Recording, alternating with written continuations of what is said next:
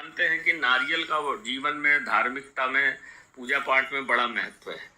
और नारियल का शिव भगवान को बड़ा प्रिय है और सभी देवताओं को नारियल चढ़ता है, क्योंकि वो बलि का प्रतीक माना जाता है। पुराने समय में बलि चढ़ती थी तो नारियल उसका, बहुत वैदिक काल से नारियल उसका सब्स्टिट्यूट है।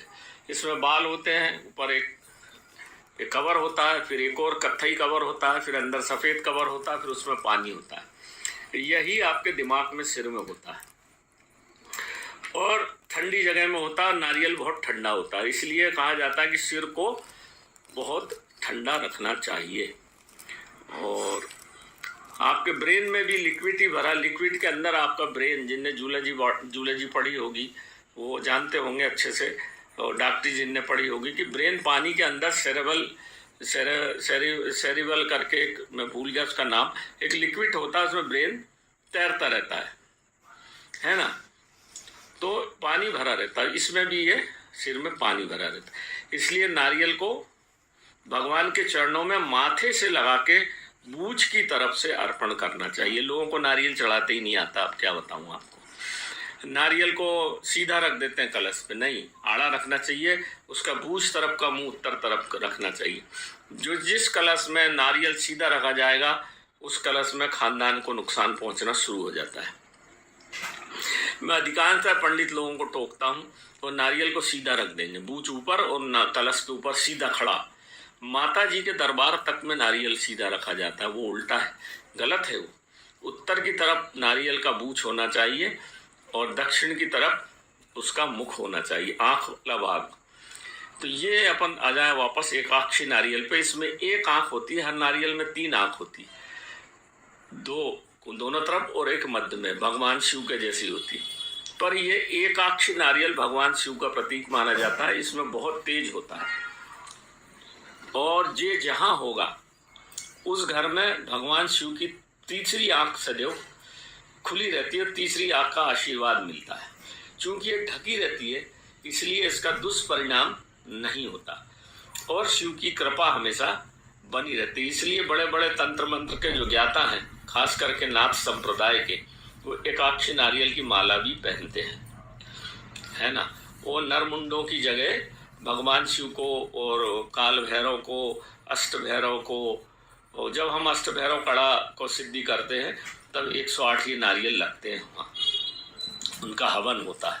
कई लोग एकाक्षी नारियल का, बड़े तांत्रिक, जो छोटे मोटे ये तांत्रिक की बात नहीं करता, जो अच्छे तांत्रिक होते हैं, अच्छे जानकार होते हैं, जब कोई काला जादू नहीं कटता तो इस तरह के नारियल बुला के एकाक्षी नारियल का हवन होता है, माथे से छुला के, उसका अलग मंत्र है, उससे हवन होता है, तो फिर वो काला जादू कटता है। भगवान का भैरव स्वरूप या भगवान का भैरवी स्वरूप होता है ना, जब वो भैरव स्वरूप मान के इसका बलि देते हैं,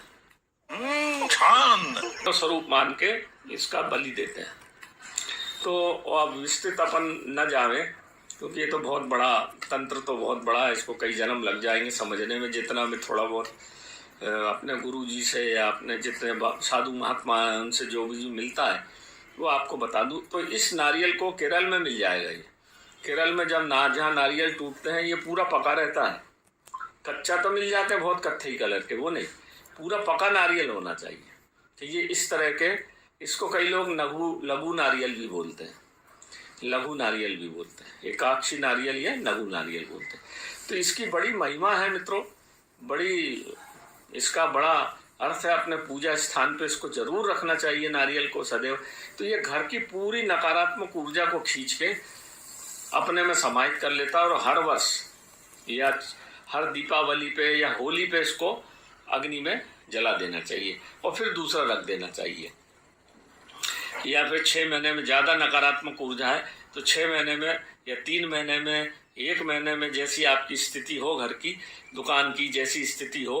अब मैंने देखा है कि कई बार जो नारियल घर में 3-3 साल रखे रहते हैं कलश पे, नहीं, साल के अंदर ये अंदर उस नारियल को बहते पानी में सिरा देना चाहिए, ताकि वो नकारात्मक ऊर्जा खींच के इसलिए अपने साथ ले जाए। इसलिए माँ नर्मदा में नारियल को सिराने का प्रभाव है।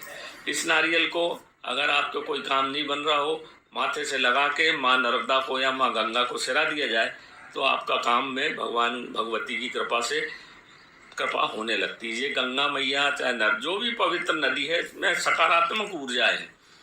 प्रकृति में ही भगवान है और कहीं दूसरा भगवान नहीं है। आप ढूंढते रहोगे भगवान को तो भगवान कहीं आपको मिलेंगे नहीं, निराकार हैं वो।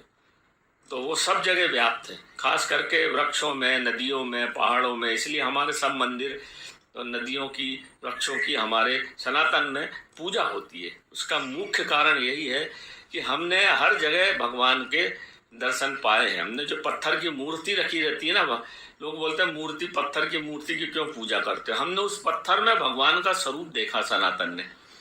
सनातनियों ने पत्थर की मूर्ति में भगवान का स्वरूप देखा है, इसलिए हम पत्थर की मूर्ति की पूजा करते हैं। उसमें भगवान का स्वरूप दिखता है। इसी तरह से ये प्रकृति की जितनी चीज़ें, जड़ी बूटियाँ जो भी हों या तंत्र की जो भी चीज़ें हों, उसमें भगवान का स्वरूप होता है, ईश्वर का स्वरूप होता है, सकारात्मक ऊर्जा का स्वरूप होता है। तो उसी को हम स्वरूप को मानकर, और हमारे अंदर भी भगवान का स्वरूप है। तो जब बाहर की चीज़ और अंदर की चीज़ मिलके और उसी स्वरूप में प्रकृति में हम बहा देते हैं, तो अंदर हमारे जो नकारात्मक ऊर्जा भर गई है किसी कारणों से या किसी ने किया धरा है, वो निकल जाती। तो नमस्कार मित्रों, ये छोटी सी बात थी, मैंने आपको बता दी। समझ आए, अच्छी लगे तो मेरे YouTube चैनल को